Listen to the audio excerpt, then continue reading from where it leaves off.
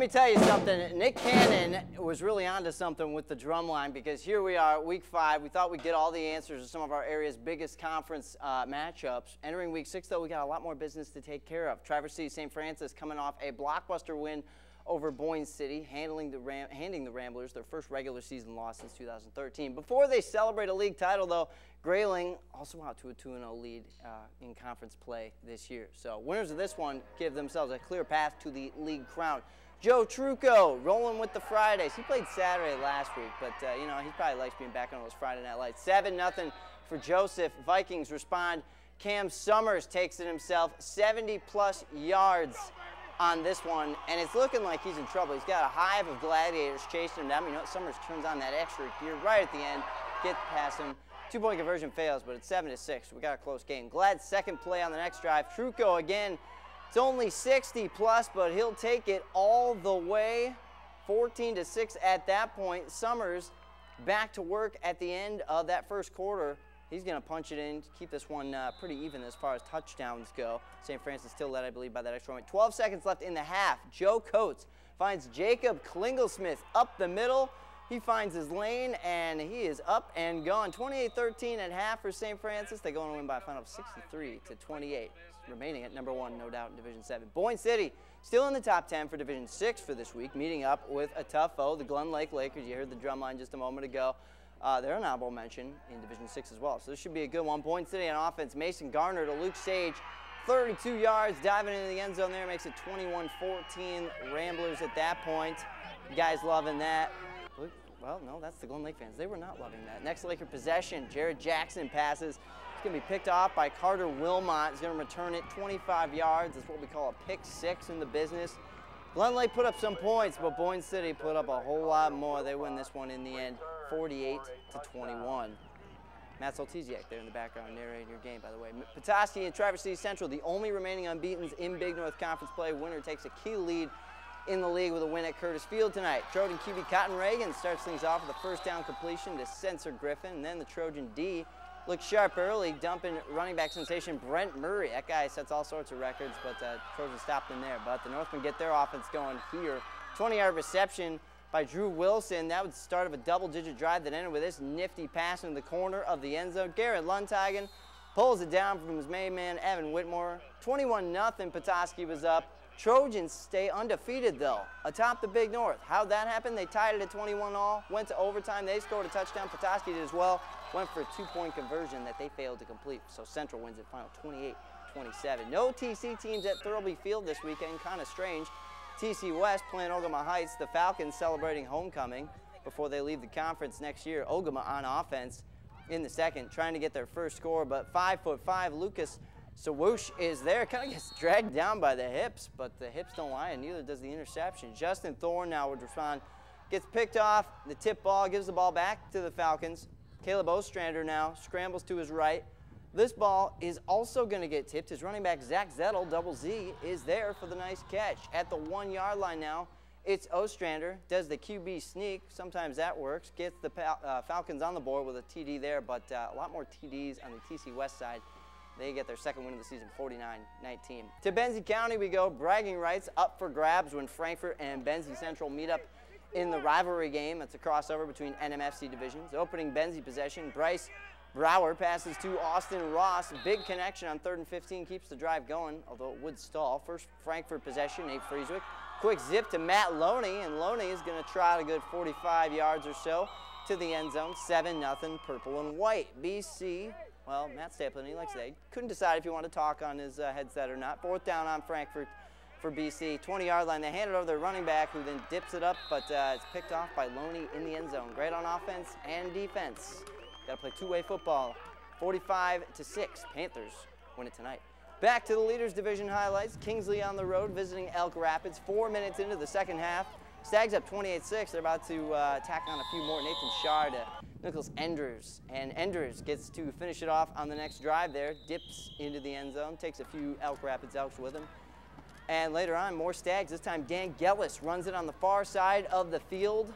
And that's the last time they would score, but Stags would score a lot. 42-6 the final in ER tonight. Show is not even close to over. Get your popcorn, your Gatorade, your Coca-Cola, whatever you drink at the commercial breaks for 7-4 and hometown highlights. Great doubleheader out of the Highland Conference coming up, plus highlights from the Jack Pine, Bridge 8-man, and Sault Ste. Marie, all still to come.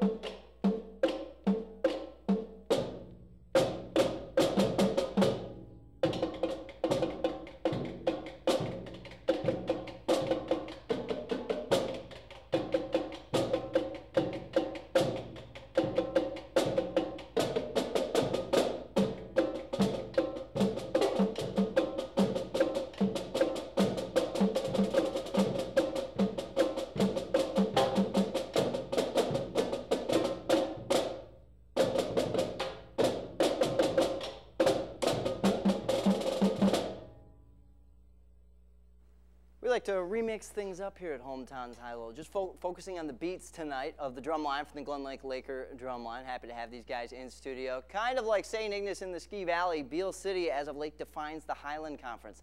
The Aggies have not lost a conference game since October 2011. That changed last week when the Everett Wildcats defeated them.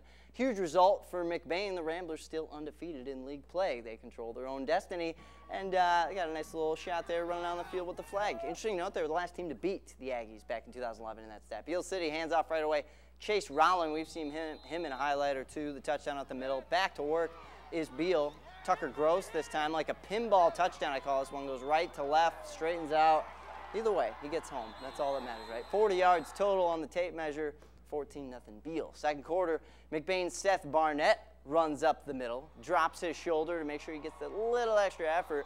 And more Ramblers here. Tyler Clark takes the handoff for a big 6. Extra point is blocked. Beale led it at that point 14-6. They go on to win by 20, 42-22. Staying on the Highland side of things, Manton hosting Pine River tonight.